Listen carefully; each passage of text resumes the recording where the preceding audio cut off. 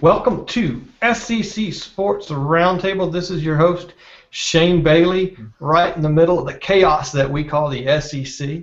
We do this every week from the nice confines of our individual homes. We do it via Google Hangouts. We do it on iTunes, Stitcher Radio, anywhere you get a podcast, watch a video, you're going to be able to find this thing, SECSRT, that's the website. Go out there, urge you to check it out, subscribe on iTunes, like us on Facebook, whatever you want to do. Just go out there and find us, SECSRT. But we do this every week from a fan's perspective. And so we have a different point of view that comes onto this here podcast. And we get to talk a little SEC. So it was a lot of fun this week. I'll get straight into some introductions maybe here in just a second. Looks like one of our individuals has taken a break right from the beginning. But it was a crazy week, so it was super exciting. If you've ever wanted to know why the SEC is so popular and you're not from the South, you're not an SEC fan, you just had to tune in to just 6 games. That's all you needed to watch was 6 little games, and you'd understand why the SEC is the SEC. But here to talk with me tonight, we'll just make one introduction so far. Blair, Smyly, welcome to the podcast. Hey, it's good to be back, Shane.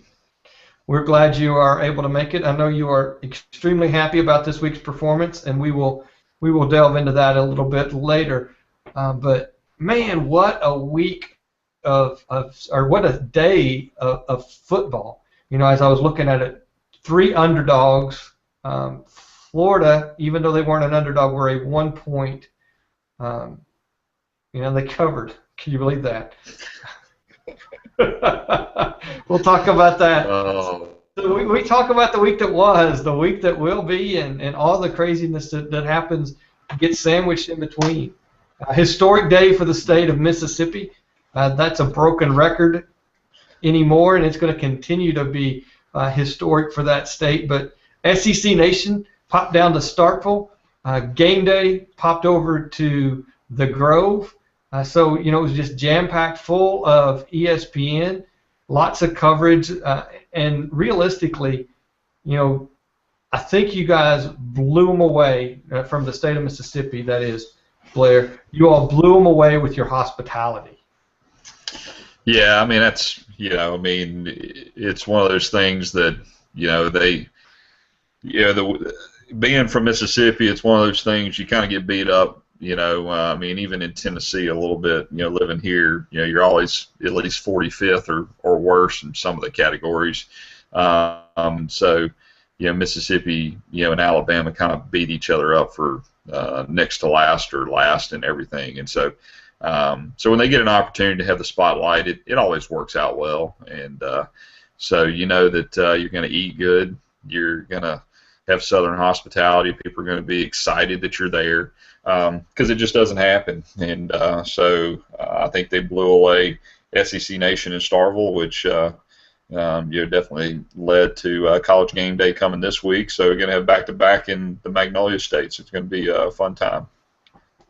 You want to think that they're just being stingy with their dollar because now they only got to drive their trucks an hour and a half through the state to get to their next spot, but realistically, that's if you look at next week's games, and we will. That's where the spotlight is right now. Is going to be in. You could either say there or the Lone Star State. I don't think you'd want to give Ole Miss that kind of love 2 weeks in a row. And the matchup you guys have is just going to be incredible as well. So I think it's well deserved that you all have it. Strickland, your AD, he was top notch. I watched some of his interviews on Feinbaum. Your guys represented really well, and you represented really well on the field as well. I think you can talk about this, but if you were wanting to talk about a game plan, and I think we have, and we did on the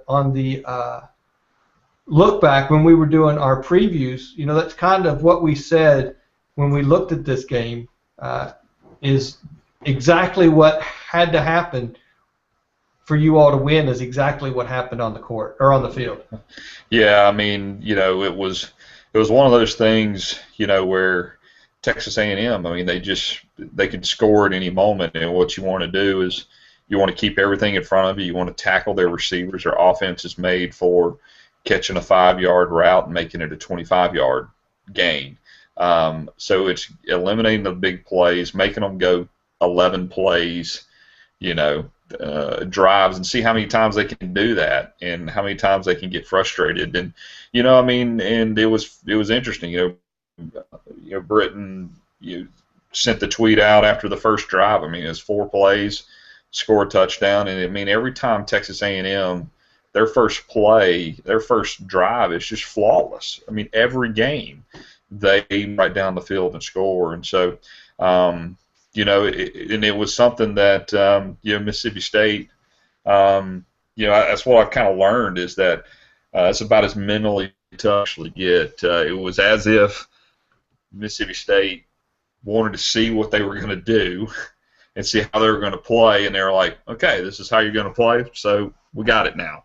And I think from the first possession to 2 minutes left to go in the third quarter, they had 1 scoring touchdown, or they scored a touchdown. So they had 9 possessions, 3 turnovers, and 6 punts. And so just complete domination. So it was, it was definitely a pretty impressive performance, that's for sure. And then I think we also exposed some weaknesses on that defensive front, and the defense of Texas A&M that they really hadn't played anybody. That was one of the things that we kind of took a look back at. And do you think Arkansas had any? Did they give you any type of preview on the way to help out? Well, I don't know if they gave us a preview. I just know, the problem with Arkansas is they're not versatile at all. They're not as balanced as State is. That's really what's elevated State's play is when we talked about preseason. I mean, what was the one thing that we talked about in the preseason was really the only weakness that you could actually say that, hey, this is a point that this is the only thing that concerns me is offensive line. We lost 2 really good players. We don't know how we're going to replace those, and that's really kind of the thing. And then what we've kind of found out over the first 5 games is Mississippi State's offensive line is the strength of the offense, pretty much. We can run and gash people, and when you can run the football between the tackles with Dan Mullen's offense and Dak Prescott and Josh Robinson, then he can throw the ball outside. Then all of a sudden you're talking about complete balance. You're talking about getting people completely off kilter. Texas A&M didn't know what to do because Dak Prescott could, he could sling it down the yard, and he could, turn around and run it right down your throat. And so when State has that going on, that's pretty impressive. So, the thing I take away from it, guys, is this: what's really impressive to me is State goes into that game without their starting center, 4-year starting center. They move their starting guard to center, who hasn't snapped a football in a live game since his junior year of high school. Then they backfill the guard spot with a 3rd-string guard, and who actually plays a little bit of center, so it was kind of a weird deal. And then we find out before the game that Jamion Lewis is not even going to play, that he's got a kind of a banged-up foot injury that he had happen in practice that nobody knew about. So you're talking about your top wide receiver, and then to top it all off, we go into the game, Devin Bell, who is our starting punter and kickoff, he pulls a groin in warm-ups, and we take freshman, and Mullen basically a minute before the kickoff says, hey, son, you're going to kick off and punt today. A true freshman, and the true freshman averaged 49 yards on punts, and then kicked pretty much every kickoff through the end zone. So for me, that just tells me how mentally tough Mississippi State is. And it really starts with Dak Prescott. I mean, I don't know if y'all saw, the 90-yard pass. I mean, he had 5 touchdowns that he accounted for. He threw for over 200 yards and ran for 100 again. He basically had a 90-yard touchdown pass that completely was dropped. I don't know if y'all saw that play, but when the ball was dropped, Dak Prescott made no emotions. He didn't like get angry. He didn't do anything. He just basically went on to the next play. and that just tells me the guys as even keel as it can be.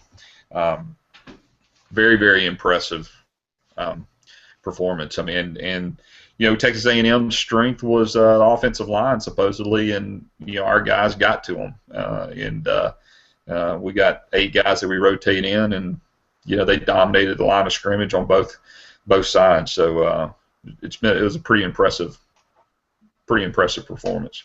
I'm going to disagree just a little bit, because I do think Arkansas helped give you a preview of what you needed to do. Because even though they're somewhat flat with their offense, they're going to come in, they're going to pound you. But exactly what you said, defensively, we were able to see some exposed areas of weakness from Texas A&M against Arkansas. You all were really able to exploit it because you become a little more balanced, and right from the start you could take off and show how powerful your offense was. On the reverse side of that, your offensive line was able to control that. And then from a defensive standpoint, you were able to control and get pressure on an offensive line of Texas A&M that was supposed to be their strength. And that's what Arkansas was able to do to some degree. Now, in both situations, what concerns me from the outside looking in is looking ahead for you guys. We'll talk about the game coming up. But Texas A&M against both Arkansas, they did it to come back and win, and you, all of a sudden points were being scored in the fourth quarter, and you guys let that happen again two weeks ago against LSU, and barely scraped by a game that you all had at hand most of the game.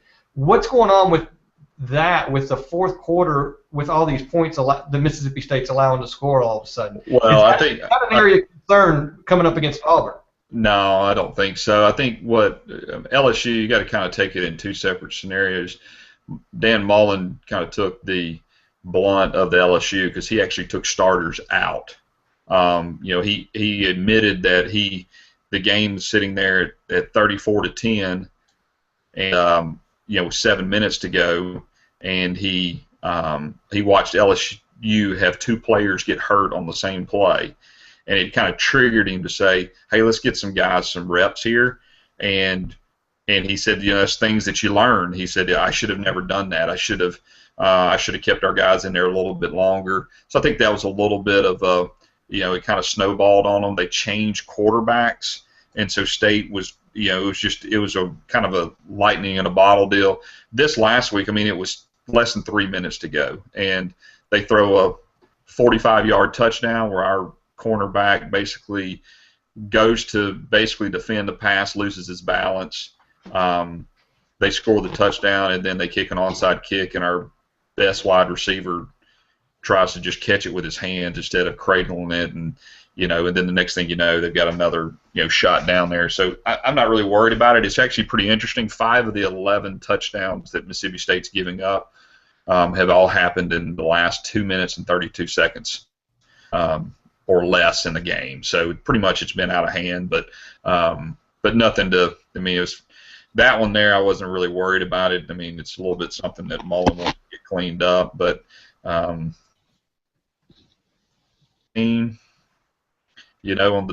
Texas A&M with 3 minutes to go, it's not too much to actually get worried about.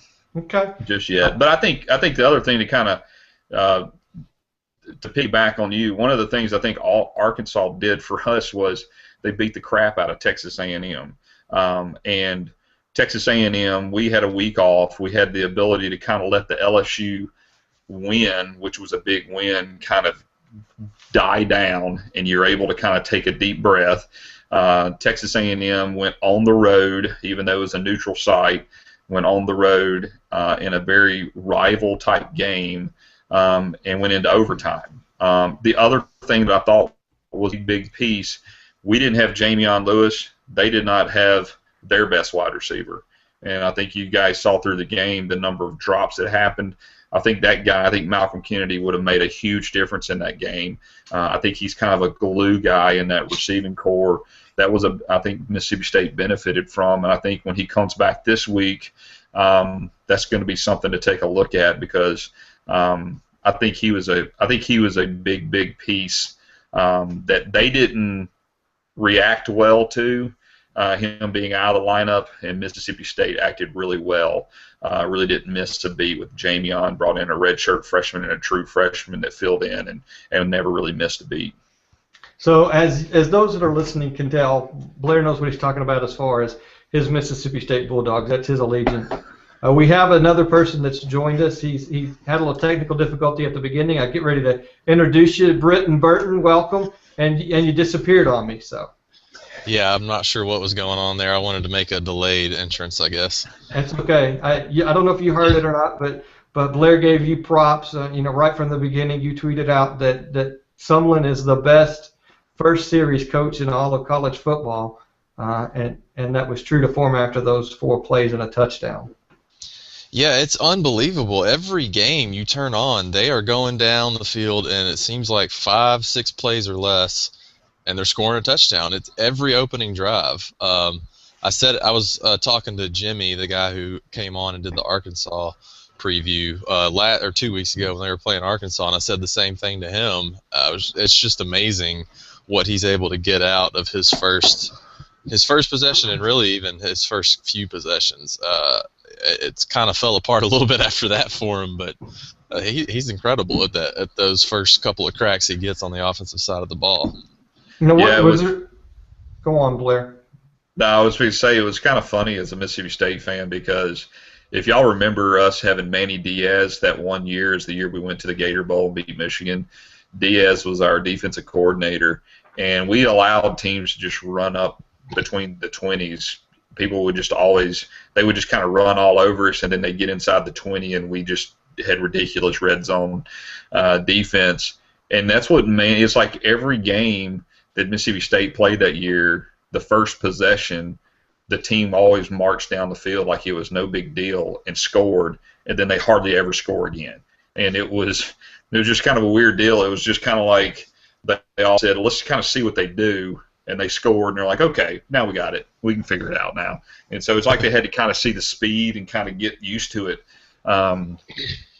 Next thing you know, it's totally changed. So, Britton, were there any other takeaways? I know you were here for most of his discussion. Yeah, I didn't hear how much you said about Texas A&M. I heard most of the Mississippi State stuff. I think main takeaways for me were Mississippi State is real, and Texas A&M, while they are improved defensively, is still not exactly a world beater. And I think in general, and I'm going to say this about the Alabama-Mississippi game as well, we probably overreacted to the way Texas A&M beat South Carolina. I think we're overreacting to the way a lot of teams from the West are maybe beating some teams from the East, and then we see when they play a really good team from the West that maybe they're not as good as we thought they were because the East in general just isn't that great.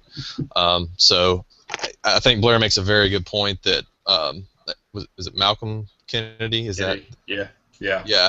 Him being out was a big deal. They were throwing to like a 6-string receiver who I think they said hadn't even dressed in a few games this season. On a lot of those kind of 3rd and 5 type, need a short play but a big play to convert a first down. And he was dropping passes. He was not getting the separation that Kennedy gets, not catching the ball cleanly. I think he makes a pretty good point there that was a pretty big hole for them that they weren't able to fill. But in general, that game kind of went the way that I thought that it would. I just think Mississippi State is in for a special year, and A&M is a 4th or 5th team in the West. I want to agree. I just I can see them getting another win as we look to next week. They have to pick themselves back up, fight. It's a home game. It's going to be in College Station. You know how crazy it is, and so that's one of the folks that you look at the schedule and that could be a loss for Texas A&M. And I think when we all did our previews that we thought they were going to lose one of these 2 games and win one of these 2 games. Yeah. And if that's what's going to happen, then we're right on point at this point, and that's going to be a win for A&M this Saturday. I don't know how many losses it's going to take to win the West. I mean, we said at the beginning of this season when we looked at this, everybody's going to be beating up on everybody. Is there going to be a two-loss team coming out of the West? The way it's shaping up, there's a really good chance that could happen unless some magic happens in the state of Alabama. The state of Mississippi. I'll tell you what, guys. And I'm a Mississippi State fan, but if Mississippi State wins this ball game Saturday against Auburn, and you look at their schedule, they get a week off to kind of die down from all the hysteria that's going on, and go and play a good Kentucky team in Lexington, which I think it's a blessing to have a bye for that, because I think just for me, Kentucky's fixing to go win a game Saturday. They're going to walk into Baton Rouge, which you could say, is LSU going to win that game? I don't know. I mean, Kentucky's got just enough chance to go walk in there and win that, and Kentucky can be 6-1 when Mississippi State. I mean, would you have ever said in the beginning of the year that if Mississippi State wins this, they're going to walk into Lexington number 1 in the country, and Kentucky could be like 16? I mean, so, but I mean, seriously. No, you're right. I mean, but that's literally what could happen. But the thing that I actually see is, I think even if Auburn wins this week, their next 5 games are just so brutal. I mean, they still have to go to Mississippi State. I mean, so they got to go to Mississippi State, they got to go to Ole Miss, they got to go to Georgia, and they got to go to Alabama. So, I think if Mississippi State actually wins this game this weekend, I think it all lines up to Alabama, and it all lines up to the Egg Bowl. And right now, the crazy thing is that if Mississippi State wins that game against Auburn, any game that they play the rest of the year would be an upset, because I think even they would be probably an underdog going into Alabama. But depending on what Alabama does here, I mean, they've got a little bit of weaknesses and those types of things, but just from a schedule standpoint, I think it's the only way that they can maybe sneak out with a one-loss type deal. But it could be everybody's got 2 losses and we have a 4-way tie. So it's just a complete disaster. It's fun. Let's move on to the Georgia-Vanderbilt game, because that was a good one. Gurley's still Gurley, though. Gurley's still Gurley, but Hudson Mason is not good. And Vanderbilt's still Vanderbilt. Yeah. And that's the Vanderbilt of old. That's not the Vanderbilt of the last 3 years. Not the James Franklin Vanderbilt. Yeah, I mean, you've got a coach in Vanderbilt that kind of threw his offensive coordinator under the bus after the game. You've got a Pat. Yeah. Kind of threw him under the bus. I think he called the wrong play. I think is what he said. I think he did throw him under the bus. Yeah, and then you've got the situation with Pat and Robinette where now he's basically been dinged twice. Doesn't go to class but one time in the whole week, and he's got serious concussion issues, and so he's probably going to be sat down for the rest of the year, and he's really your best option at quarterback, and so now you're going with the freshman. It's kind of unraveling a little bit, so I'm anxious to see what happens to Vanderbilt the rest of the way. Eric Mason, for his matter of fact and kind of, he's a good guy and he's kind of truthful. It's really bad to be that way as a head football coach. You've got to be able to kind of lie and stay on a message and stay on point and not really tell them everything you need to tell them. And he just really can't not do that. But the one time where if he would have done that and been truthful, he could have avoided a lot of the controversy from the beginning. Yeah. When Robinette went out the first time, we have concussion. He got a good hit. We've got to follow concussion protocol. I had to go with somebody else. End of story. Instead of, well, there's things you don't know. That's not the answer. So for all of that being truthful, he started out the wrong way. Yeah. Yeah, I mean, it's tough. I mean, I sat there with I was at a birthday party for my son's a couple of kids in my son's class, and 2 of the coaches' kids are there, so we were there with the wives and stuff. So it's not a fun place to be right now if you're a Vanderbilt person. So it's just kind of the way it is. But Georgia, I mean Georgia, what is it? Missouri they're playing this week. I mean, they can run the football. They had their playmakers back on the outside, and Georgia fans just aren't sold on Hudson Mason, and it's hard to blame them. They're still trying to figure that thing out, man. And so, but now, I mean, realistically, he doesn't have his weapons either. I mean, you look at what we talked about, Hill and all the drops and misses there. His top two receivers haven't been healthy down in Georgia. And did they come back for Vanderbilt? No, I think they come back this week. Oh, I thought they came back on Vanderbilt. I could be wrong, but I think I didn't get to watch a lot of that game. I thought that was kind of the reason. I didn't watch much of it either, but I thought that was the reason that they kind of struggled a little bit, because I thought they tried to throw the ball probably more than they wanted to, just because they were trying to get. Malcolm Mitchell with 1 catch for 11 yards and Chris Conley with 2 for 49. Yeah, I thought they were back. Yeah. So they came back, and they were just kind of their first day to kind of get back on the field, and I think they were trying to force feed some of that, and maybe try to get that passing game going, and they handled Vanderbilt, but they're still trying to find their way. Georgia can't stop anybody. I mean, Vanderbilt, what 17 points? That's the most points they scored all year. Offensively. Were they all offensive this time? Yeah. So let's keep moving on. We'll give more talk about Georgia because they get to control their destiny. Yeah, absolutely. As we look at Missouri, that matchup coming up, that's where it gets interesting for both of those two programs. Britton, you want to talk about your team, Alabama, and their coulda, woulda, coulda, shouldas? If I have to, I guess I can. First off, props to Ole Miss. They did what they had to do. They won a big game. I think that this loss has maybe a lot more to do with Alabama just not being a great team than it does with Ole Miss reaching a new height. And I'm sure Ole Miss fans don't want to hear that because that's a huge win for them. But this Alabama team has problems, and they've got more losses coming. They're just a very normal team right now. Now, they're still a good team. They would still win the East Division, and they would still win most conferences. But in the SEC West, they're just a normal team right now, unless there's some massive improvement. The one thing that Alabama teams have always done under Saban is not beat themselves. They always win the penalty battle. They always win the turnover battle.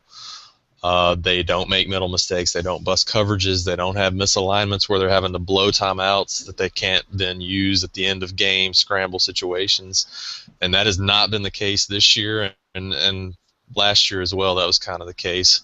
That has definitely not been the case this year, but this past week was the first time that they played an opponent that could actually take advantage of it. So again, props to Ole Miss because they took advantage of it. But I don't know that Ole Miss is that much different from last year. Their defense is definitely better, but Ole Miss is maybe one notch better than last year. I still don't think they're a great team. I just think Alabama has come down to that level to where they're beatable by an Ole Miss. I can't really blame Alabama's defense when you give up 17 points going into 4 minutes left in the fourth quarter. Your defense has done a good enough job on an Ole Miss offense that can score some points. You've got to have better offense than that. And I don't blame Blake Sims. A lot of Alabama fans are saying Blake Sims is terrible. I don't really know where that's coming from. I blame the game plan, all that creativity and wide openness and stretch the field and don't just line up in the I form and run it 80 times a game. All that went completely out the window, and we've been talking about how great the offense was and how prolific it was and how creative Kiffin is, and all of a sudden it looks like Doug Nussmeier's calling plays again, wearing two tights and I forms and all that all game long, and they never did anything to test the Ole Miss offense, and Alabama got what was coming to them, basically. Yeah, the thing that, if I'm going to attack Ole Miss's defense, the one thing they want you to do is they want you to go wide. They want you to go where their speed is. And I thought Alabama was having success running the football, and I thought that if they would have just opened it up some, because what Ole Miss wants you to do is they want you to throw the football because their best defensive players are in the back end. And they've got small guys, they've got undersized guys, and it's all speed on the front. And so that's where I thought was kind of interesting. But when you come down to it, you get the ball back with 5.5 minutes left, and you fumble on a kickoff. I mean, Alabama doesn't do that. Right. The last 2 touchdowns that Ole Miss had,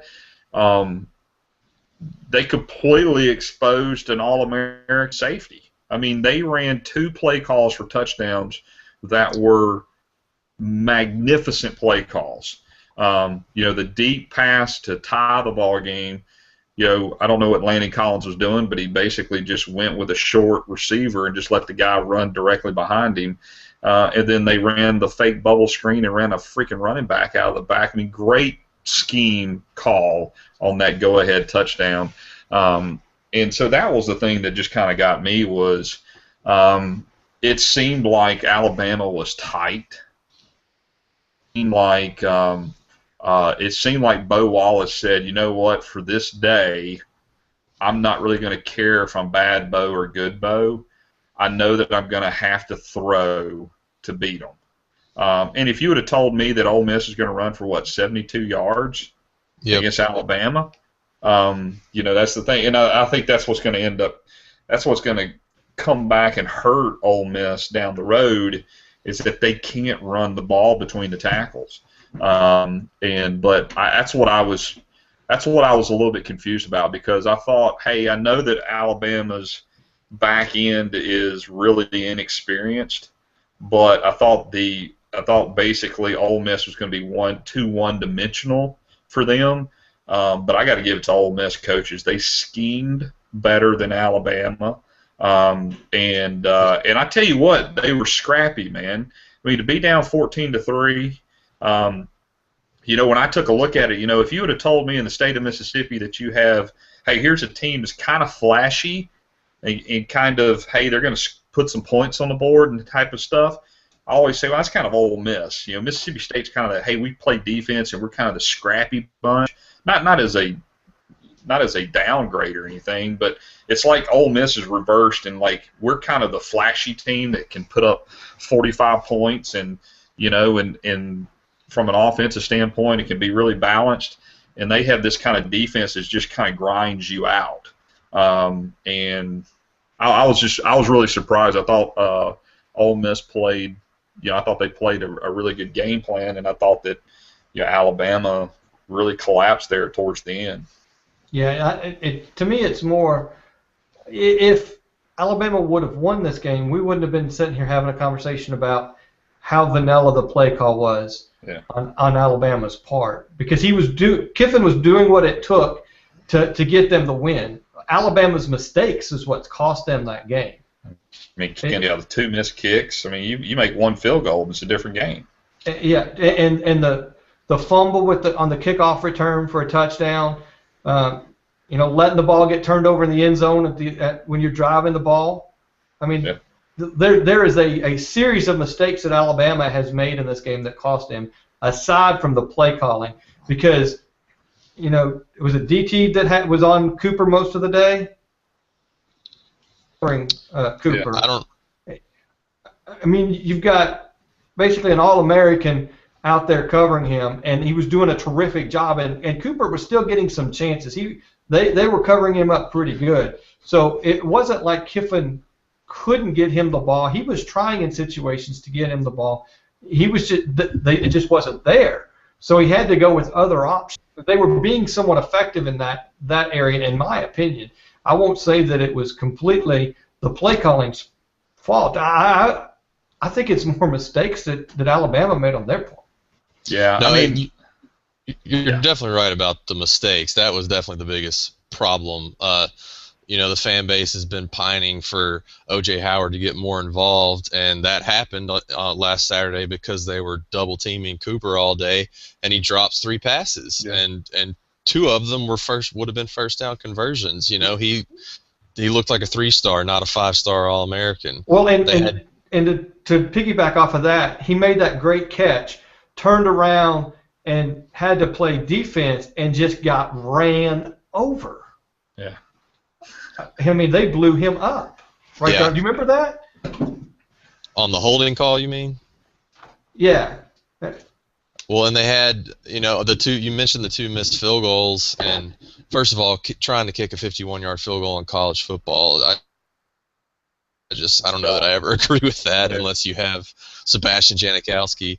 But they have 2 drives where they're inside the 20, and because of penalties and dumb plays, they wind up with 3rd and 20 on 2 consecutive drives, which leads to 2 consecutive missed field goals after they've grinded out 14 plays of just gashing them up the middle with the run game. So they just, like I said, they aren't disciplined. They make mistakes that Saban teams don't typically make, and you can't make those kinds of mistakes against the teams in the West that are still on this schedule and the one they just played on Saturday. The West is too good, and you're going to get beat by most of the teams playing like that. Yeah, that was the thing that I kind of took away from it, Britton, was, I didn't see, I didn't see that flash defensive lineman that I always see from Alabama. I didn't see the stud linebacker that you always see with Alabama. Like, I know Landon Collins is on the back end, but he's basically the only guy back there that's got any type. I mean, the 2 corners, you can go after them. Absolutely. And when you've got a wide receiver like Treadwell, I mean, that's just a complete mismatch. You can throw a back shoulder pass all day long, and so I mean that was that was the thing that kind of surprised me. But yeah, it was just the thing that I also saw was it was really the kind of the first time I saw Alabama play tight. I felt like they felt it's like the game was getting to them, and even like South Carolina when they lost the whole Stephen Garcia that year, they weren't playing tight. South Carolina went and got that. They just made plays, yeah. Yeah, and Ole Miss did too. I don't want people to think that Ole Miss didn't go make plays. They still had to make plays. I mean, they won the ball game, but it was, you could just tell that Alabama, they didn't have that dominant leadership. It seemed like, that they've had in the past. So it's definitely something to look forward to. I mean, because they're going to go on the road this week into an environment that is going to be tough. So it's going to be fun. Yeah, and don't they have 2 away games? Is A&M at Alabama, or is it in College Station? A&M is in Tuscaloosa this year. Okay, so they get to come back. Okay, that helps a lot. So let's talk about Muschamp's happiness that he disappointed the Tennessee fans. And they are So pissed that he said that, and it's real funny. It's hysterical. This is what I don't understand, guys. And I understand that Tennessee fans are grasping at everything. But if you listen to radio all last week, the closer it got to Saturday, the more of just a slam dunk win this was. Mm-hmm. And it was funny if you were listening to Tennessee radio in this area. Correct. Yes. If you and the crazy thing about it is that all of the Tennessee writers and stuff are like, they were trying to temper it because they're like, hey, it's been 10 years for a reason, and it's because there's been some bad Florida teams in that 10 years, and Tennessee has always found a way to lose. And it was like, and the sad part is, Butch Jones, they've got to figure out a way to win that ball game. They had 79 yards passing or something. Florida did. I mean, they had less than 80 yards passing. and you lose the football game when you're checkered out the whole stadium. You got 400 recruits there. You got 400 VFLs or whatever they call the Vol for Life guys. I mean, the stage was set. You got Little John doing freaking videos and crap, and I mean, it was just like, and I mean, it was just.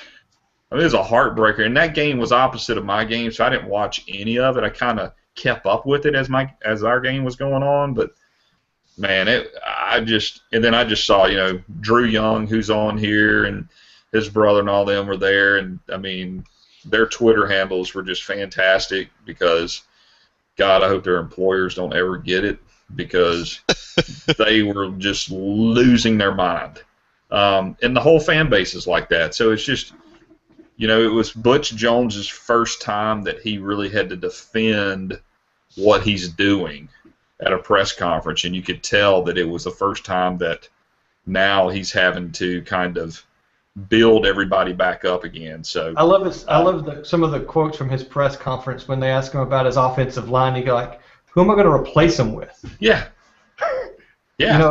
I have what I have. I don't have anything else to put out there, or I'd be doing it. This is what we got. Well, I mean, tell me what, guys. I mean, this is totally off topic.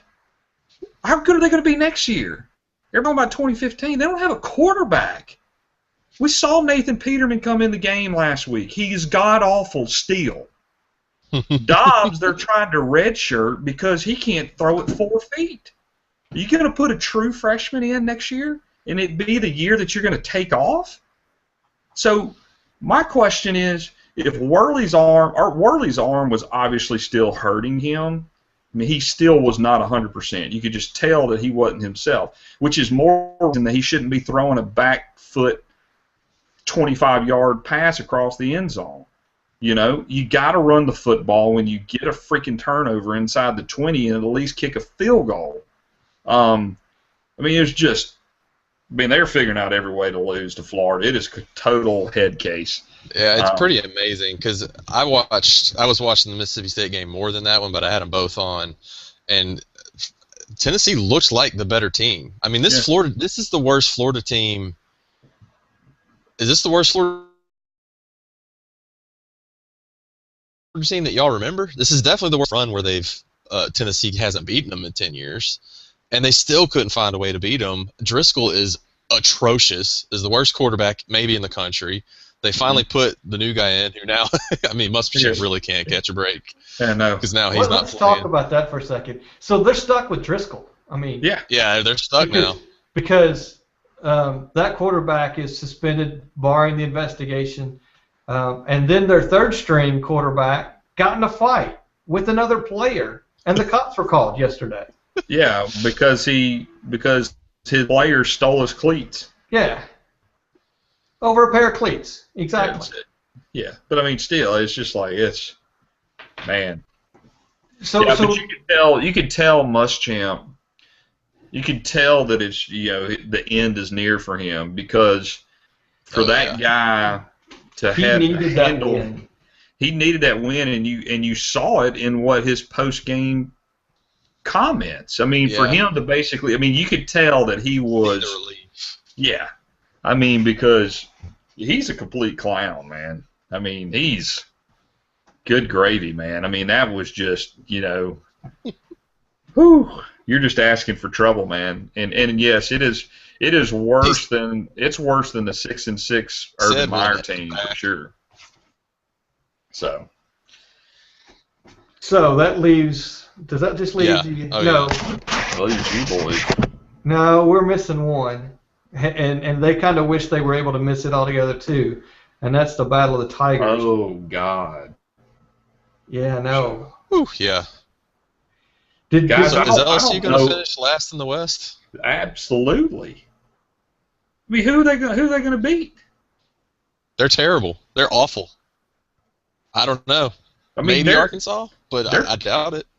Guys, they are Curly Hallman terrible.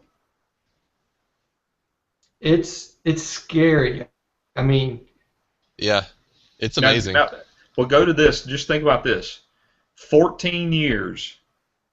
Nick Saban, Les Miles. A down year was nine wins. year in 14 years was 9 wins.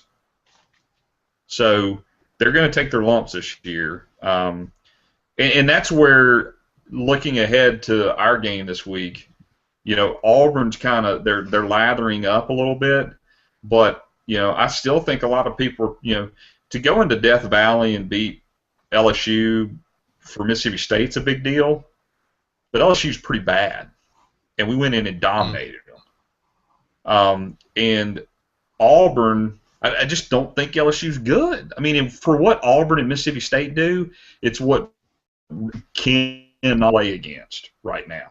They can't play against a running team that'll gas you up the middle. So they're going to lose against Arkansas at that. They can lose. I don't know how they don't lose to Arkansas. They can lose in 2 weeks against Kentucky because Kentucky has a run game now. I mean, dude. I mean, yeah, Auburn's good. LSU's terrible. Let's go to Kentucky because my goodness. Well, let me give some props to Auburn real quick, and then you can talk about Kentucky all you want. I'll let you. We can spend an hour talking about it. I'm happy to do that. But we've been received some negative feedback about our love to Auburn, and probably rightfully so. But as bad as LSU was or are, for Auburn to put that kind of number against LSU is impressive. Yeah. They've got things kicking on all cylinders. Their defense is good. Their offense is good. Okay, so I was wrong. They can throw a pass game in there with Marshall, and it can become effective. But I'm excited about next week's game to see them come into Mississippi State and see some of these upcoming games they have, because their real tests are coming in. They squeaked by Kansas State, and we're hearing all these things about how impressive Auburn is, and they deserve it right now. I can't give it to them until they've actually played somebody, because all of a sudden we can say that and not say that LSU is in that conversation the way they're playing and the product they're putting onto the field. So I want to see them play somebody.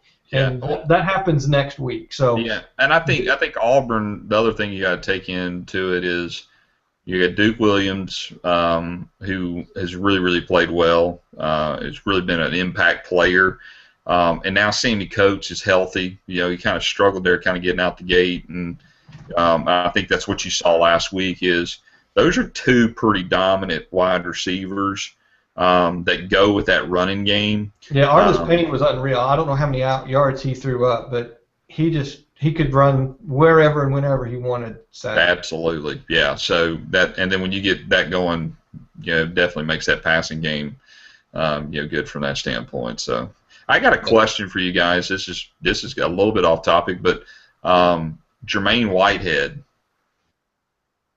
is out for the Mississippi State game. This will be his 4th game that he is not traveling with the team and being a part of the team.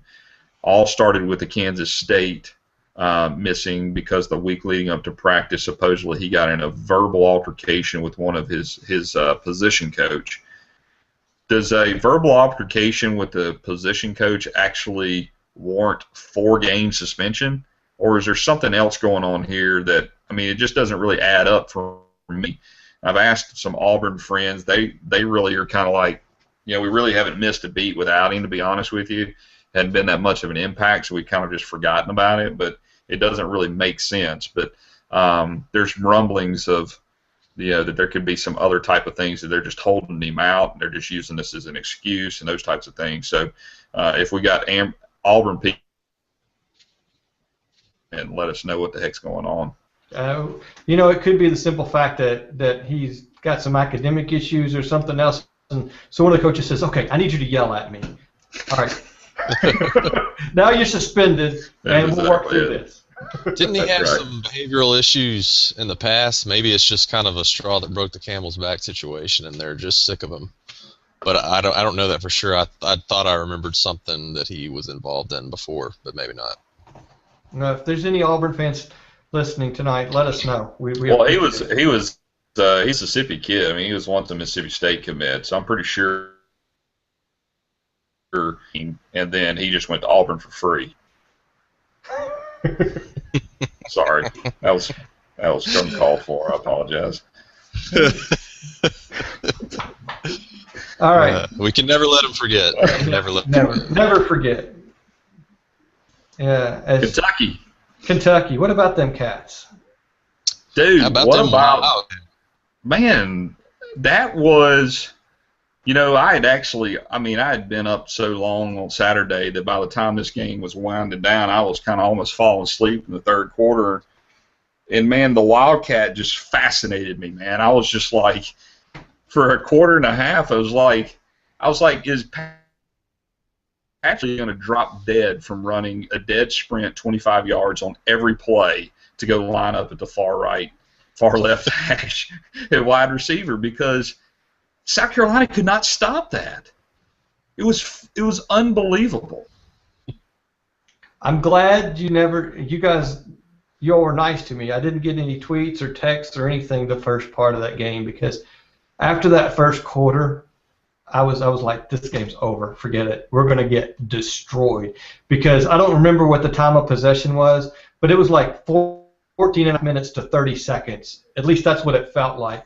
The way South Carolina had that ball in the first quarter, it's like, we're never going to get this ball. We're going 3 and out, and then they have an 8-minute drive and a 7-minute. It's just like, you got to be kidding me. And thankfully, midway through the second quarter, Kentucky figured a couple things out. Defensively, got some really good stops, and the tide switched, and I was on a roller coaster because that thing was back and forth, and it wasn't just trading punches. It was trading rounds, because you'd go up 14, then you'd come back and then get the lead in the third quarter, give it up by another 14-point swing.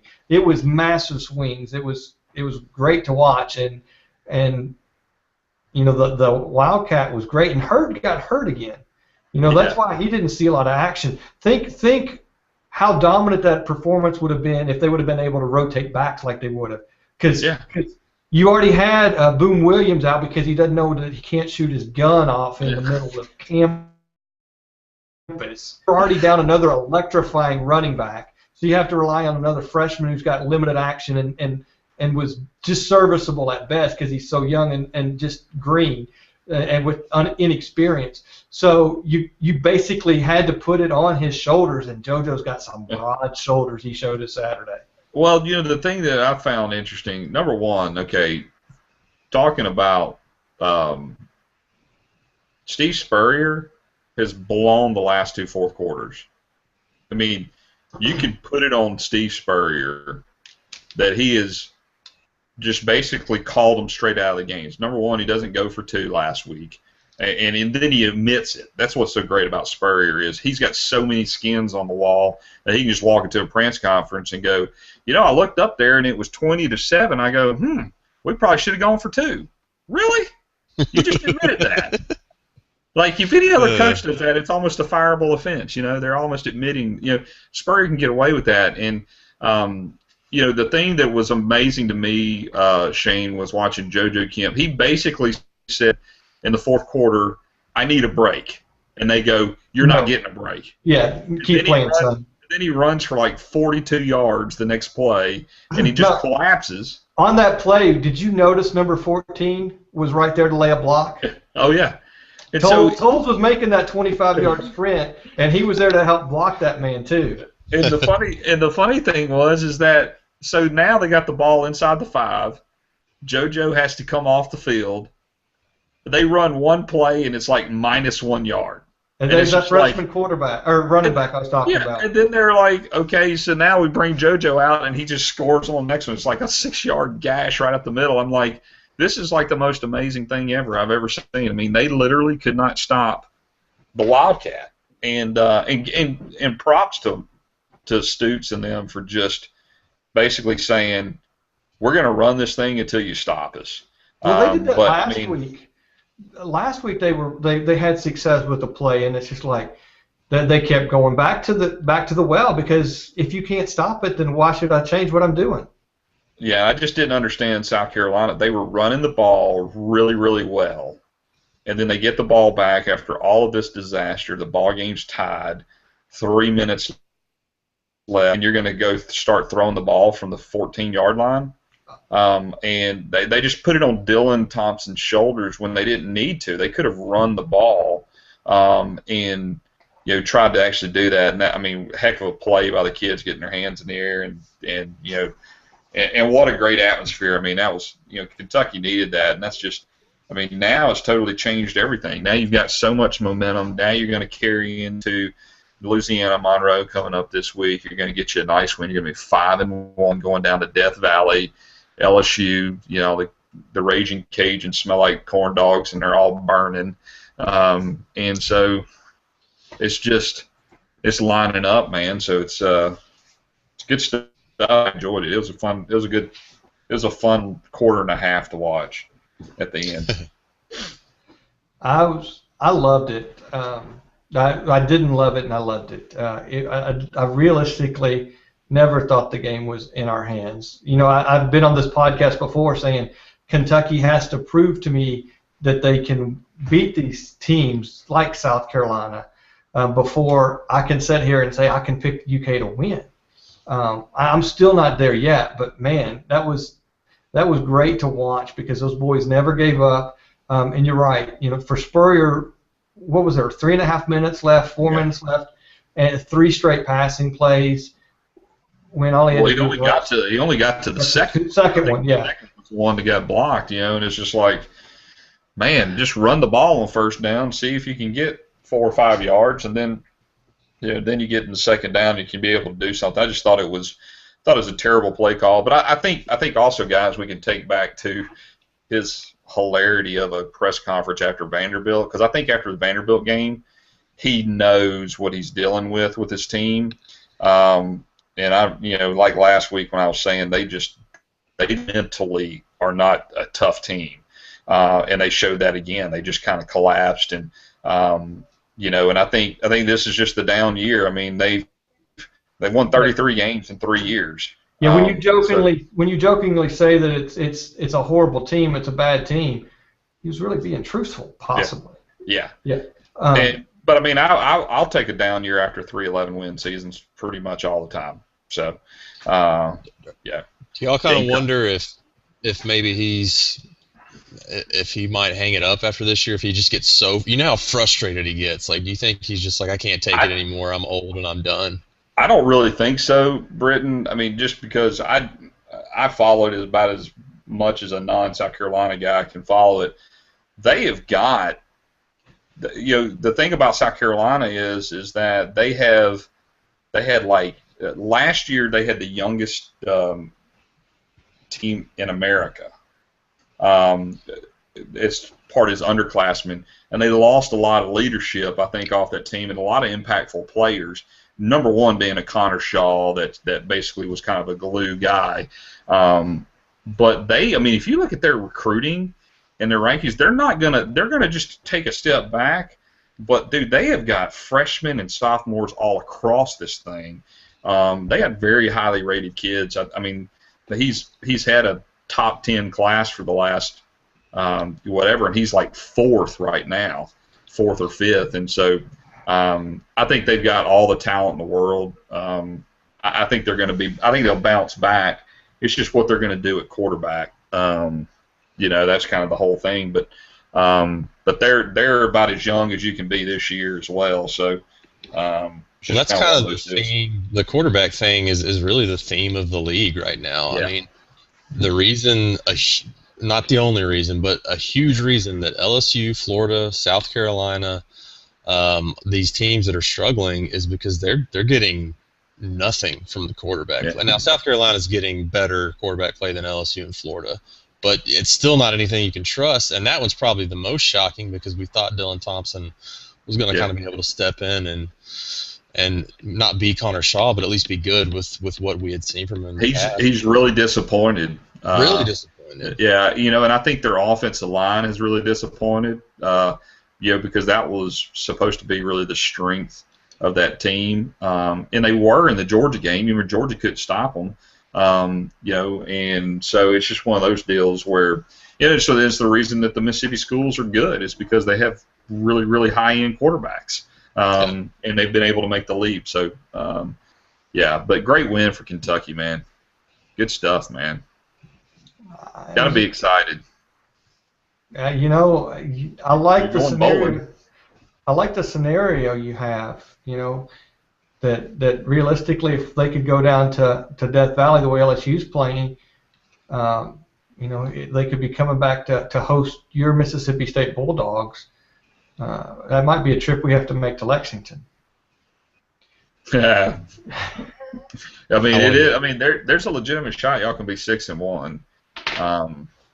I mean, is it sitting right now? If I had to pick, even though it's in Death Valley, if I'm having to pick, I think I'm going like +3 Kentucky. I mean, it's just LSU looks that bad to me, and Kentucky is fighting. They don't have as much talent, but they're fighting every single play, and they're going to scrap against you, and they're going to be in the game at the end. And it's hard to pick LSU to beat anybody right now. Yeah, I think the other thing that you can actually do is that Kentucky is going to play a game this weekend where they're just going to kind of dominate, and they're taking all this momentum into it. They can run between the tackles. They've got 3 running backs probably at that time that are going to be healthy.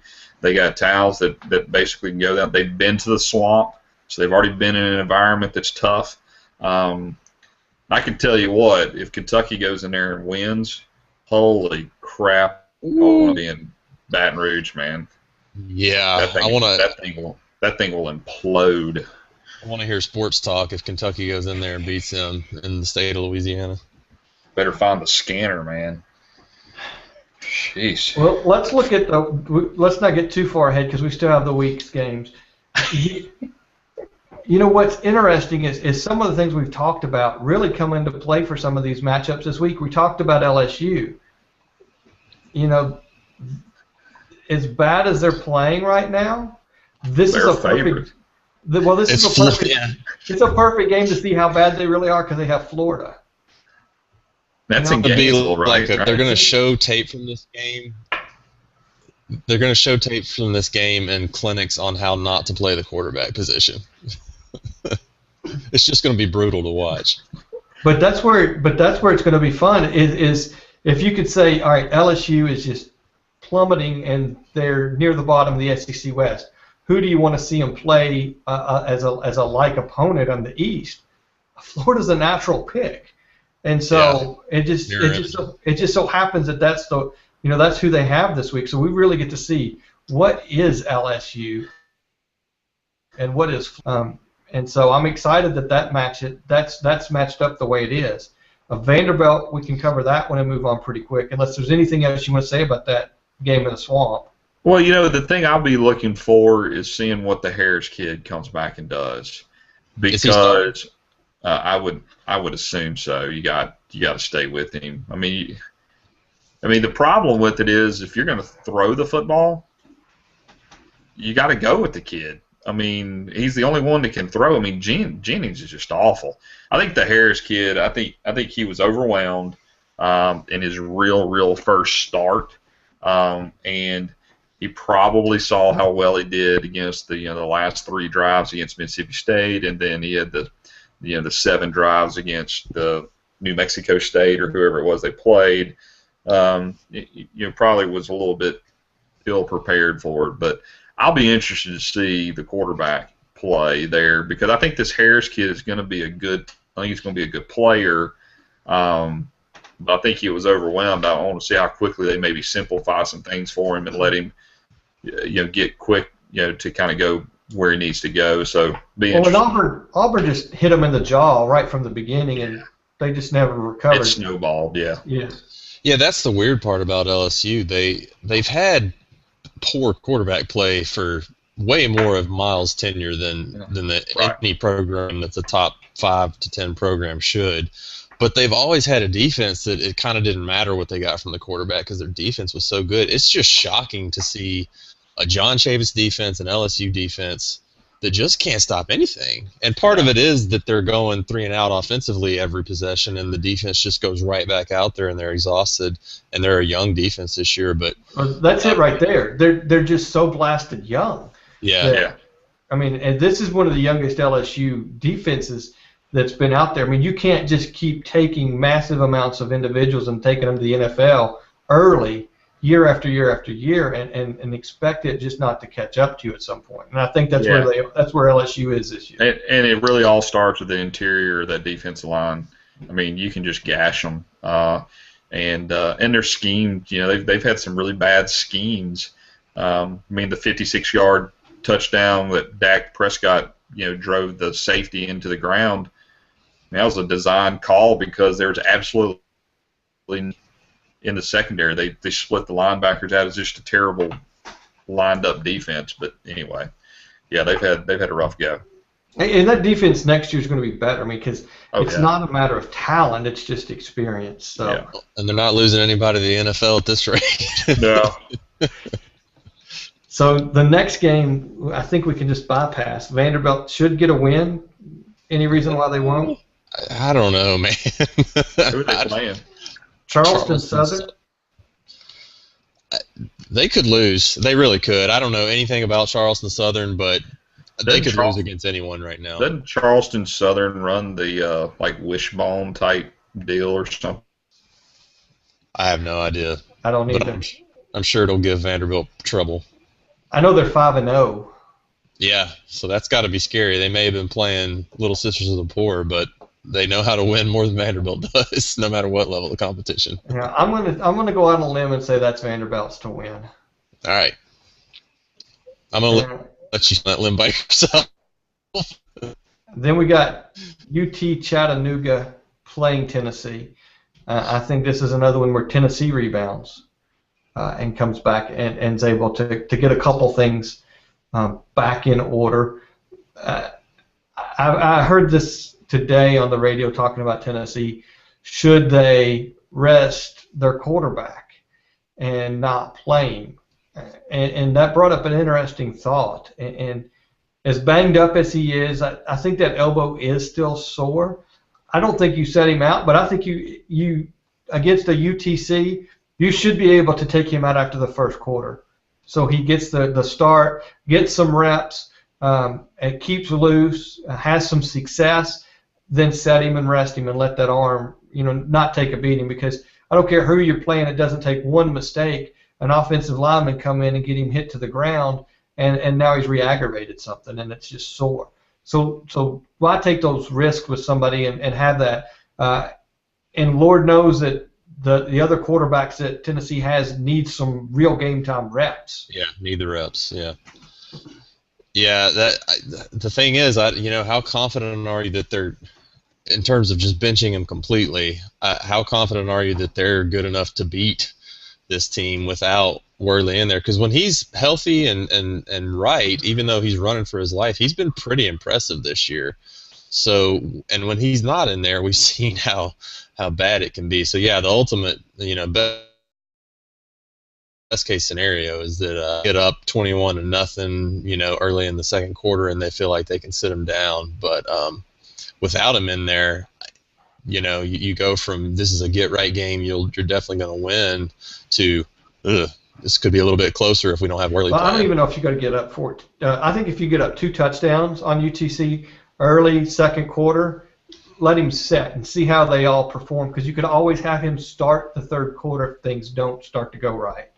If the team starts to tighten up, doesn't look like they're going to just be able to put UTC away. I think that's when you could turn around and bring him back in if you have that fear. But that still gets him out early enough to be able to do that.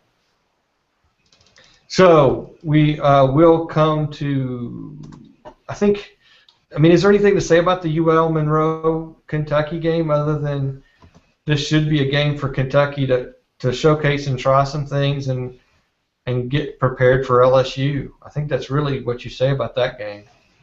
Yeah, I hope it's not a look-ahead game.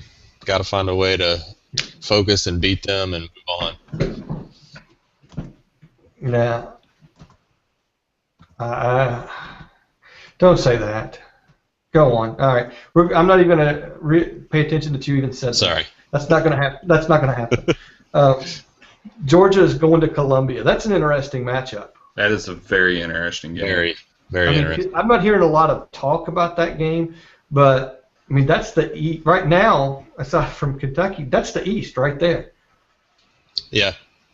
I would, if I had a choice right now, I would choose Missouri in that game.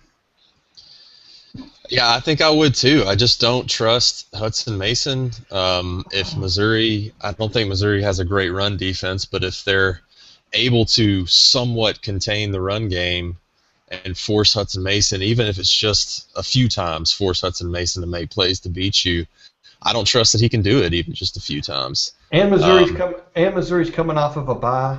Yeah. And it's at Columbia, Missouri. It's at home. Yeah, and Georgia's defense can't seem to stop anything. So it's hard not to pick Missouri here. I would pick Missouri if I didn't pick Georgia to be my SEC East champion. This is must-win for Georgia. They can't. It's definitely a must-win because after that, Missouri has Florida. And I mean, they've already played South Carolina.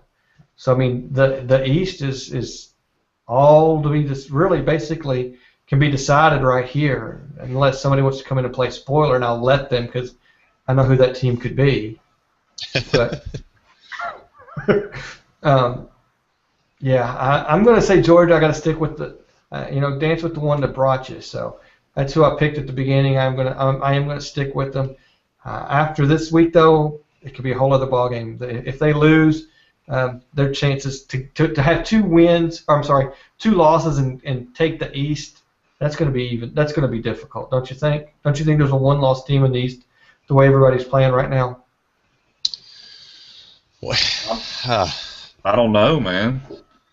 I mean, Kentucky can beat every team in the East.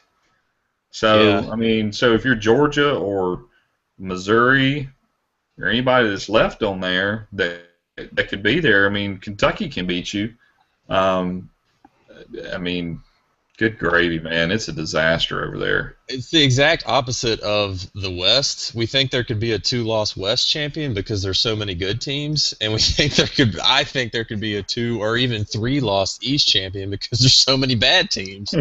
But they can still all beat each other because none of them are really that good, and in the West they're all really good and they can all beat each other. I mean, it's hard for me to envision it being a one-loss team because even if Missouri comes out and wins this game and they have no conference losses, having already beaten South Carolina and Georgia, they're very capable of losing to Kentucky, even Florida, even Tennessee. I still think that the East champion will have two losses. Okay, I like it. Alabama heading over to Arkansas.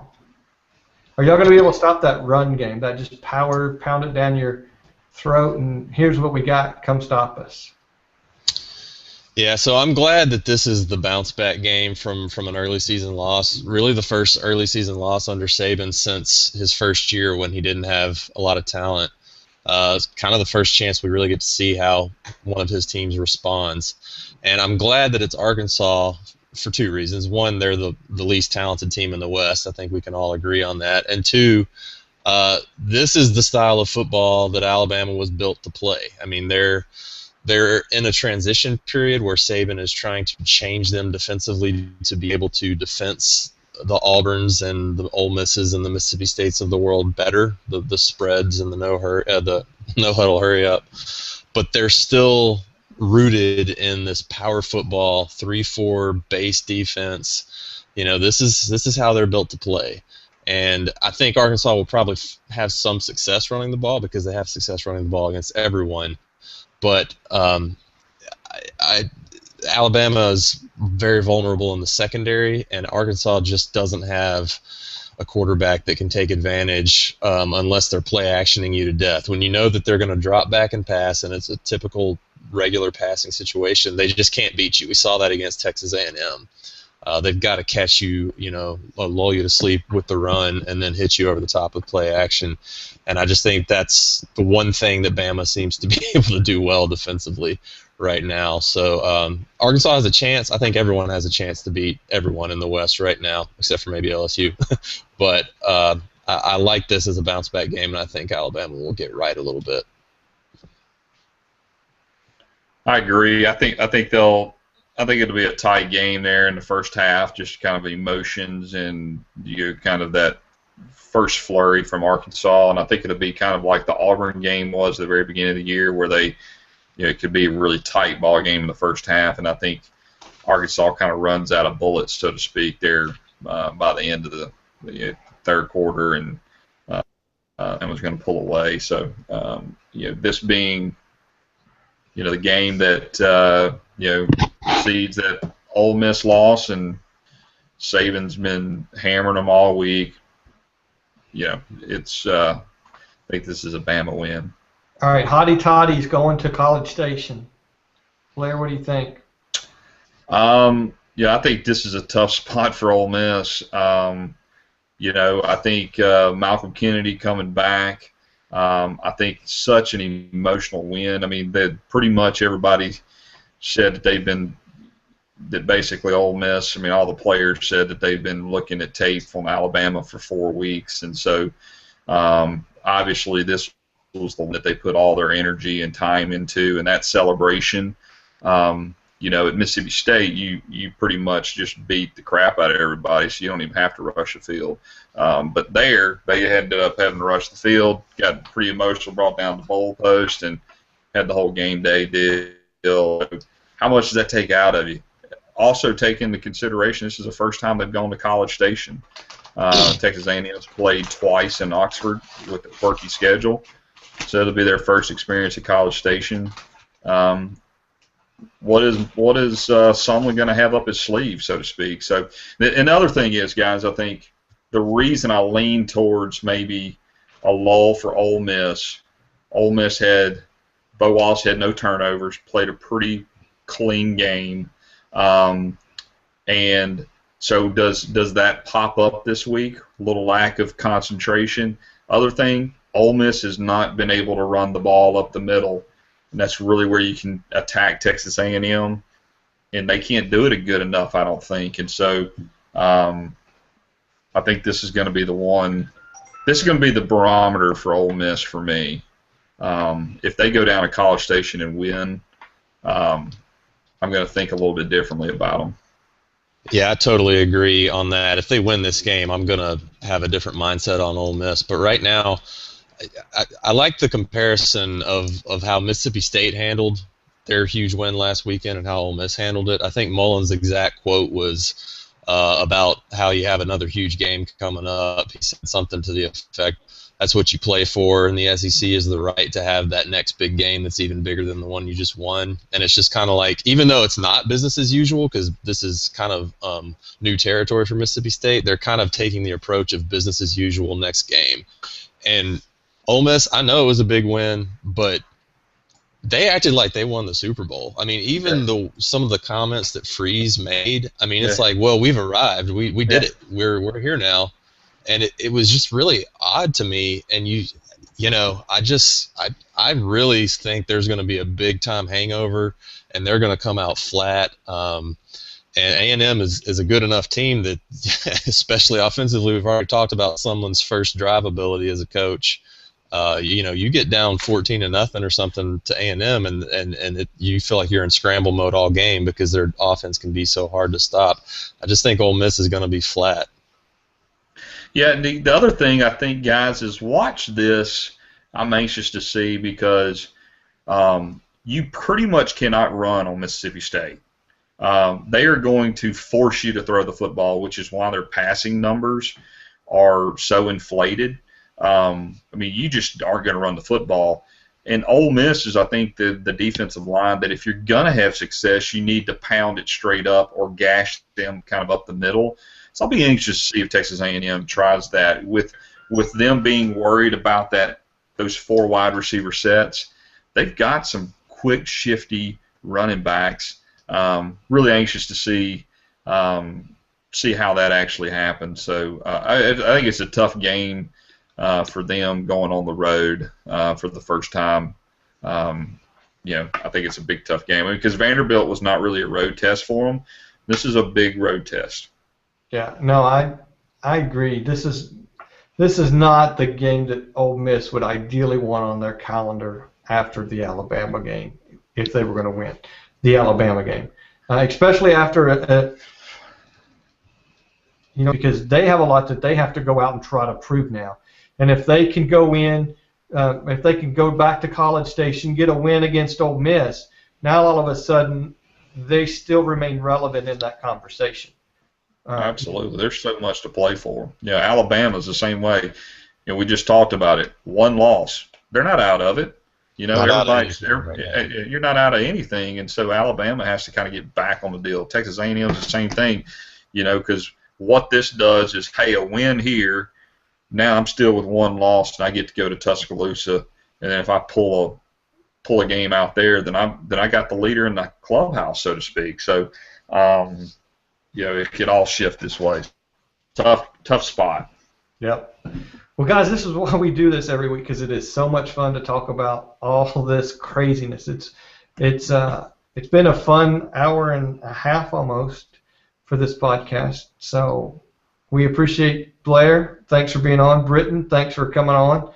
And we will do this again next week. Same bat time, same bat channel, as they say back in the 60s. It's been that long since that Batman was around. But we've enjoyed it. I've had fun, and we will call this podcast done.